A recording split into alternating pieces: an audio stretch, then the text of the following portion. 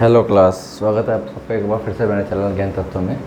आज की वीडियो में हम डिस्कस करने वाले हैं एनहांसमेंट ऑफ पीएमएमसी इंस्ट्रूमेंट। मतलब पिछले वीडियो में हम जो है देख चुके हैं कि हम पीएमएमसी इंस्ट्रूमेंट हमारा किस तरीके से काम करता है, क्या उसकी एप्लीकेशन है, कहाँ कहाँ पे काम करता है, क्या उसके एडवांटेजेस हैं, क्या उसके डिसएडवांटेजेस हैं। अब जो उसकी एक लिमिटेशन है, एक उसकी जो बाधा है जिस चीज़ के लेके, वो है उसकी रेंज। अगर आप पीएमएमसी मीटर देखो तो वो मिली वोल्ट या मिली एम्पियर में, मैंने कहा कि ये लगभग 50 मिली एम्पेयर तक की ही करंट रीड कर पाता है। उससे ज़्यादा की रेंज इसकी नॉर्मली है नहीं। ठीक है, तो 0 एम्पेयर से लेके 50 मिली एम्पेयर तक की रेंज करंट रीड कर पाता है। अब ऐसा तो है नहीं कि करंट की रेंज हम इतनी ही हम प्रैक्टिकली यूज़ कर रहे हैं। मेजरमेंट के टाइम पे तो हमारे करंट की रेंज 10 एम्पेयर से ज़्यादा भी चली जाती है। ठीक है, नॉर्मली अगर हम अपने घर की ही बात करें तो अपने नॉर्मल घर में हमारे पास जो है 4 से 5 एम्पेयर की करंट एवरेज बेसिस पे रहती है। कि एवरेज अगर घर की बात की जाए, मिडिल क्लास फैमिली की बात की जाए, तो उनके घर में जो एवरेज लोड रहता है वो 4 से 5 एम्पेयर का रहता है। अब इसको करंट को अगर हम मेजर करना है तो मीटर तो हमारे पास छोटे रेंज का है।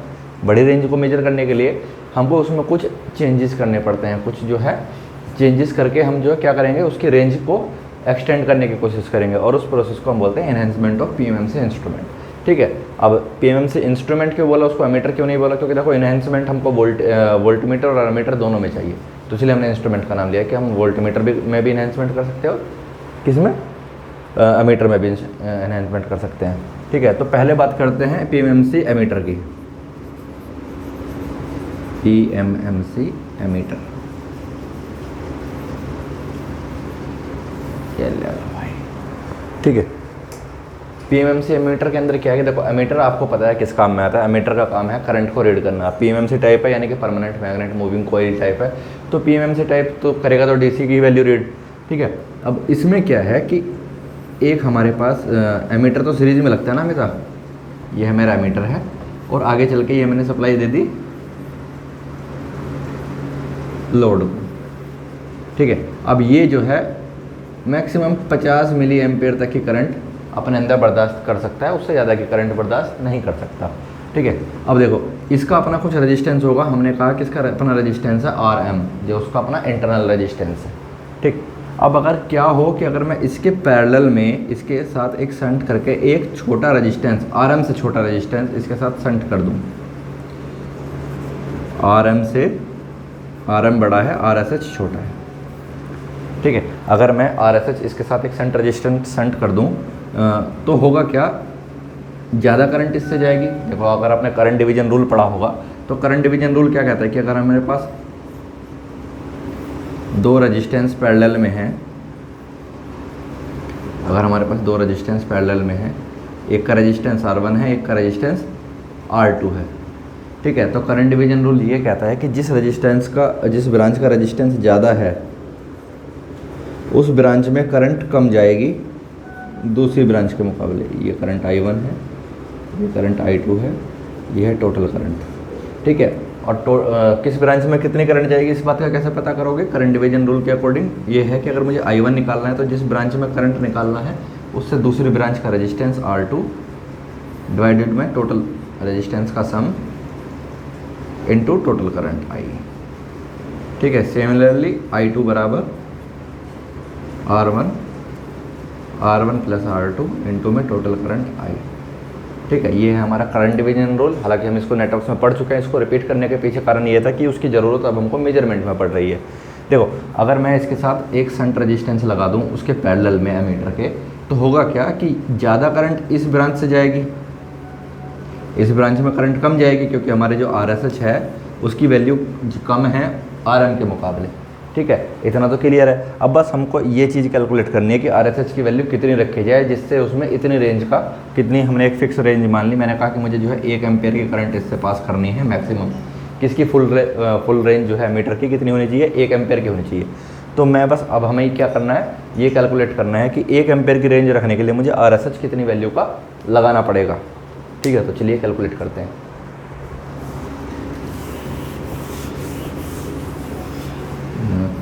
ये चीज़ तो भी काम की है, इसको रफ कर देता हूँ, बाकी की जरूरत पड़ती रहेगी। देखो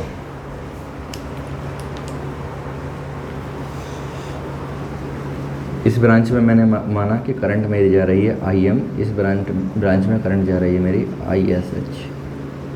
ठीक है। टोटल करंट है मेरे पास I, ठीक है, इतना क्लियर है। तो अगर मेरे पास IM का मुझे फॉर्मूला निकालना होगा तो IM की वैल्यू कितनी होगी, दो रेजिस्टेंस पैरेलल में हैं, IM की वैल्यू होगी दूसरी ब्रांच का रेजिस्टेंस RSH डिवाइडेड बाई दोनों रेजिस्टेंस का सम RM प्लस RSH इंटू में टोटल करंट I, ठीक है। अब IM मेरी एक रेंज फिक्स है कि वो 50 मिली एम्पेयर तक की करंट रीड कर सकता है। मुझे RSH निकालना है तो पहले RSH को एक तरफ ले आते हैं, इसको ले गए इस तरफ में या फिर इस पूरे को ले गए इस तरफ में, RM plus RSH divided by RSH बराबर I/IM, ठीक है। तो ये वाला अच्छा देखो, इस चीज़ को अगर आप देखो तो क्या ये नहीं बता रहा है कि मुझे करंट कितने गुना उसकी रेंज बढ़ानी है। पहले ये जो है IM करंट रीड कर रहा था, बाद में एमीटर हमारा I करंट रीड करने लगेगा, मतलब जो बढ़ी हुई करंट है वो रीड करने लगेगा। तो जाहिर सी बात है मैं ये बता I/IM को मैं बोल सकता हूँ कि ये मुझे ये बताता है कि मुझे जो है इसकी रेंज जो है कितने गुना बढ़ानी है, यानी कि मैं उसको मल्टीप्लाइंग फैक्टर बोल सकता हूँ। I/IM बराबर M, जहाँ पे M क्या है हमारा, मल्टीप्लाइंग फैक्टर।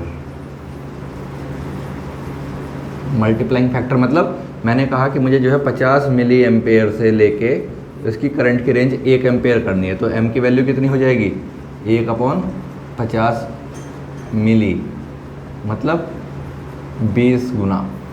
मुझे करंट की वैल्यू जो है उसकी जो रेंज है 20 गुना बढ़ानी है, ठीक है। 20 गुना बढ़ानी है तो इसका मतलब क्या हुआ, M की वैल्यू आ गई 20। यहाँ से I/IM को मैं लिख सकता हूँ क्या, M, RSH एक बार इसके अपॉन में RM/RSH प्लस RSH/RSH बराबर M, ये तो 1 हो गया, तो RM/RSH बराबर M-1, ठीक है। अब देखो RM तो हमें पहले से ही पता हुआ है, पता है एमीटर तो हमारे पास पहले से ही था ना, PMMC टाइप। हमें उसकी रेंज बढ़ाने के लिए RSH लगाना पड़ा था, तो हमें RSH की वैल्यू कैलकुलेट करनी है। यहाँ से RSH आ जाएगा RM/M-1,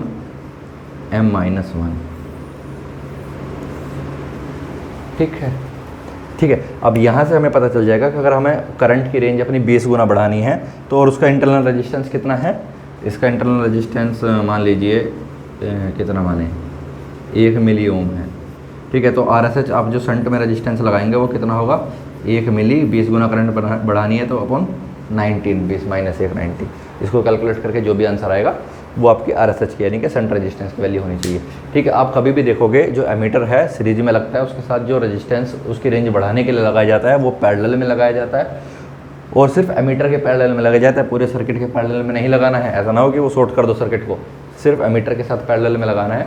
और जितना ज़्यादा आप उसकी रेंज बढ़ाना चाहते हैं उसके हिसाब से ही आप जो है रेजिस्टेंस को कम करते चलिए। जितना कम रेजिस्टेंस रहेगा RSH का उतनी ज़्यादा उसकी रेंज एक्सटेंड हो जाएगी। इसी के लिए अगर आपने देखा हो जो मल्टीमीटर होता है उसमें 4 या 5 रेंज होती है। अगर हमको जो है मल्टी रेंज बनाना है, मल्टी रेंज बनाने के लिए हम क्या करते हैं, देखो मल्टी रेंज बनाने के लिए क्या करते हैं हम जो है 4 या 5 रेंज बना लेते हैं। देखो ये मेरे पास एमीटर है, ये एमीटर है, इसका अपना रेजिस्टेंस है RSM, ठीक है, ये इसके साथ कनेक्टेड हो गया। उसके बाद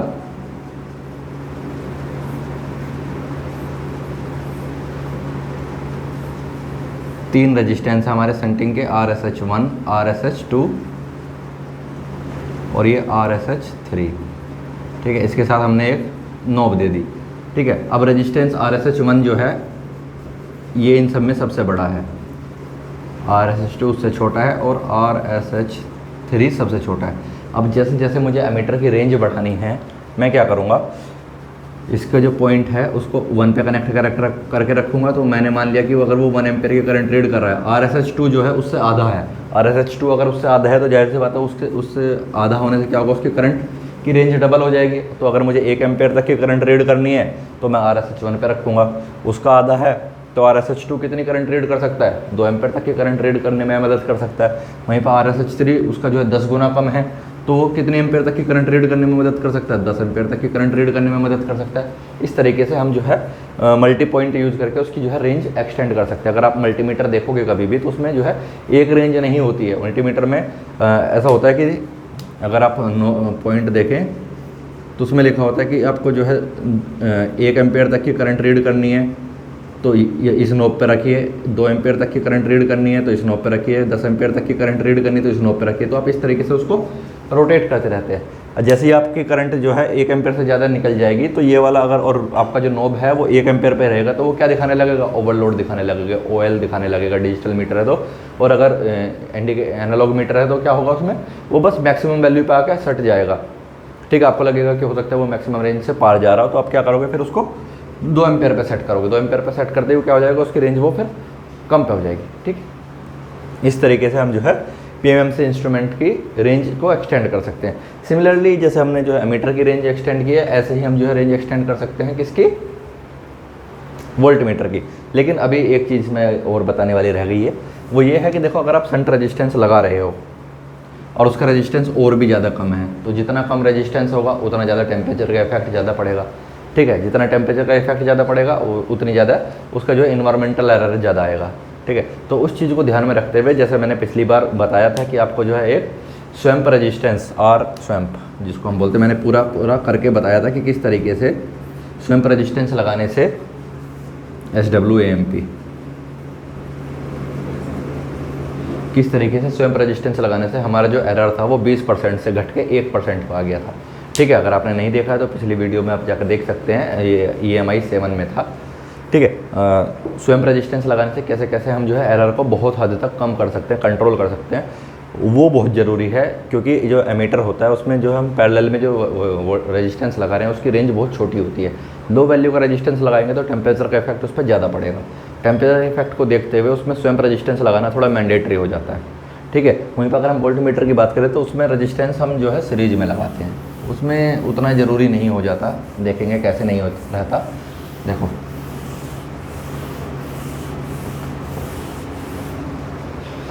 अब देखते हैं volt meter, PMMC volt meter. PMMC volt meter में क्या है, देखो ये आपको पता होना चाहिए कि वोल्ट मीटर हम किसके इंस्ट्रूमेंट के पैरेलल में लगाते हैं। ये हमारा एक लोड है, ठीक है, मुझे वोल्टेज मेजर करनी है तो मैं इंस्ट्रूमेंट क्या लगाऊंगा, इसके पैरेलल में लगाऊंगा, लोड के पैरेलल में, कि जिससे मैं ये बता सकूं कि मेरे लोड को कितनी वोल्टेज मिल रही है। ठीक है, तो इसका अपना एक रेजिस्टेंस होगा जिसको मैं बोल देता हूँ RV, वैसे RM भी बोल सकते थे लेकिन अंतर दिखाने के लिए इसको RV बोल देते हैं। ठीक है, अब इसकी अपनी एक रेंज है, मैंने कहा कि ये जो है 10 वोल्ट तक की वोल्टेज को मेजर कर सकता है। अब हमेशा 10 वोल्ट तो हम किसी भी लोड को नहीं देते हैं, उसको उससे ज़्यादा रेंज की वोल्टेज की ज़रूरत पड़ सकती है, 200 वोल्ट, 400 वोल्ट, 1000 वोल्ट, अब तो बहुत हाई वोल्टेज तक की बात हो रही है। हालांकि उसके लिए तो हम फिर पोटेंशियल ट्रांसफार्मर देखते हैं अगर हम हाई रेंज की तरफ जाएंगे, लेकिन 200-400 वोल्ट तो हम जो है नॉर्मल इंस्ट्रूमेंट से मेजर कर सकते हैं। ठीक है, तो उतनी रेंज बढ़ाने के लिए भी हमको जो है किस चीज़ की ज़रूरत पड़ेगी, इसमें एक एक्सटेंशन की ज़रूरत पड़ेगी PMMC वोल्ट मीटर में। तो उसको इन्हेंस करने के लिए हम क्या करेंगे, देखो इसका अपना कुछ रेजिस्टेंस है RV, उसको दिखाने के लिए मैं अलग से दिखा देता हूँ। ये मेरा RV हो गया। ठीक है, अगर मैं जो है वोल्ट मीटर किस तरीके से वोल्टेज मेजर करता है कि इसमें से एक मेरे पास टोटल वोल्टेज आई, इसमें से जो करंट गई, उसके बाद क्या होगा, जो रेजिस्टेंस इसका है वो रेजिस्टेंस नॉर्मली हाई होता है, हाई वैल्यू का रेजिस्टेंस रहता है। अब मैं इसका रेजिस्टेंस अगर और ज़्यादा कर दूँ, अगर मैं इसको रेजिस्टेंस की रेंज बढ़ा दूँ तो क्या होगा, मेरे वोल्ट मीटर की रेंज बढ़ जाएगी। ठीक है, तो मुझे इसके साथ क्या करना होगा, रेजिस्टेंस की वैल्यू बढ़ाने के लिए सीरीज में रेजिस्टेंस लगाना पड़ेगा, RS, S for series, SH for shunt. ठीक है, अगर मुझे इसकी रेंज बढ़ानी है वोल्ट मीटर की तो मुझे इसका इंटरनल रेजिस्टेंस बढ़ाना पड़ेगा। रेजिस्टेंस बढ़ाने के लिए हम क्या करते हैं, रेजिस्टेंस सीरीज में लगाते हैं, लेकिन वोल्ट मीटर खुद पैरेलल में लगता है। वहीं पे एमीटर में क्या कर रहे थे, हम रेजिस्टेंस कम कर रहे थे क्योंकि मुझे नहीं चाह रहा था कि एमीटर के अक्रॉस जो है करंट ज़्यादा जाए। ठीक है, तो उसमें मुझे उसका जो है रेजिस्टेंस कम करना था, तो रेजिस्टेंस कम करने के लिए हम जो है रेजिस्टेंस पैरेलल में लगाते हैं, लेकिन एमीटर खुद से सीरीज में लगता है। तो इसमें कन्फ्यूज नहीं होना कि क्या चीज़ सीरीज में थी क्या चीज़ पैरेलल में। ठीक है, इस चीज़ पे भी क्वेश्चन आ जाता है, बहुत बार क्वेश्चन पूछा जाता है कि एमीटर कैसे कनेक्ट किया जाता है, एमीटर को रेंज बढ़ाने के लिए जो रेजिस्टेंस है वो कैसे कनेक्ट किया जाता है, सीरीज में किया जाता है, शंट में किया जाता है, या फिर कैसे भी लगा दो, क्या फ़र्क पड़ता है। ठीक है, तो उसमें कन्फ्यूज नहीं होना। ठीक है, अब देखो कितना रेजिस्टेंस लगाया जाए। रेजिस्टेंस की रेंज निकालने के लिए अब देखो ये है मेरा जितनी वोल्टेज वो मेजर कर रहा था पहले, टोटल वोल्टेज मैंने कहा मेरे पास V है, जो वोल्टेज ये मेजर कर रहा था ये है VM, और उसके बाद रेंज देखते हैं बाद में। तो VM बराबर मेरे पास कितना आ जाएगा, RV divided by RV plus RM, voltage division rule, जिस ब्रांच में वोल्टेज निकालनी है उसका रेजिस्टेंस डिवाइडेड में टोटल रेजिस्टेंस का सम इंटू में टोटल वोल्टेज V हो गई। ठीक है, और यहाँ से V अपॉन VM ले गए तो ये आ जाएगा RV plus RM divided by RV बराबर V अपॉन VM। फिर से वही, कितने गुना मुझे वोल्टेज बढ़ानी है, बराबर मल्टीप्लाइंग फैक्टर M क्या है मेरा, मल्टीप्लाइंग फैक्टर। ठीक है, RV upon RV plus RM upon RV बराबर M, ये आ गया मेरे पास 1, तो RM अपॉन RV बराबर M माइनस 1, RM बराबर M माइनस 1 इंटू RV। ठीक है, तो ये है इसका। शायद एक चीज़ हमने गड़बड़ कर दी है, जिस ब्रांच में रेजिस्टेंस लगाना है उसका रेजिस्टेंस तो ऊपर आता है ना, ये RM रहेगा, नीचे वाला पोर्शन अब करना पड़ेगा।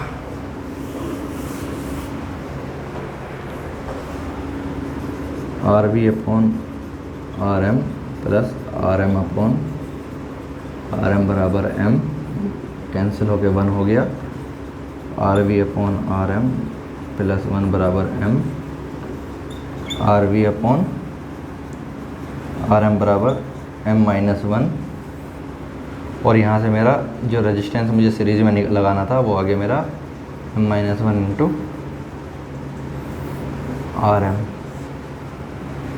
ठीक है, अब देखो जितना रेजिस्टेंस मुझे ऐड करना है, यानी कि मुझे वोल्टमीटर की रेंज बढ़ाने के लिए क्या करना पड़ेगा, एक बड़े वैल्यू का रेजिस्टेंस लगाना पड़ेगा।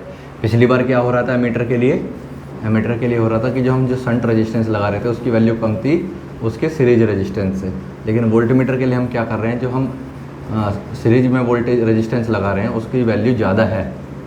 किससे ज़्यादा है, जो उसका अपना इंटरनल रेजिस्टेंस है, कितना बोल सकते हैं, ये तो RS था ना जो सीरीज में रेजिस्टेंस लगाया, जिसका अपना इंटरनल रेजिस्टेंस है उससे ज़्यादा है। ठीक है, RV से उसकी वैल्यू ज़्यादा है। इस तरीके से आप जो है उसको लगा सकते हैं। अब एक चीज़ आती है लोडिंग इफेक्ट। लोडिंग इफेक्ट में क्या आता है कि देखो अगर जो ये वोल्टमीटर है इसका रेजिस्टेंस अपने आप में बहुत कम है, अपने आप में रेजिस्टेंस कम है, तो जाहिर सी बात है जो करंट यहाँ से आ रही होगी उसमें से मैक्सिमम ज़्यादातर करंट का एक बहुत बड़ा हिस्सा इस ब्रांच से पास होगा। अगर इस ब्रांच से करंट का हिस्सा पास होगा तो होगा क्या कि जो लोड है हमारा उस पर जो है करंट कम जाएगी, उस पर करंट कम जाएगी तो उसमें जो एरर आएगा, ठीक है, वो जो एरर आ रहा है वोल्टमीटर के लगने की वजह से आ रहा है, तो ये अपने ही आप में एक लोड का काम कर रहा है, तो इसको हम बोलते हैं लोडिंग इफेक्ट।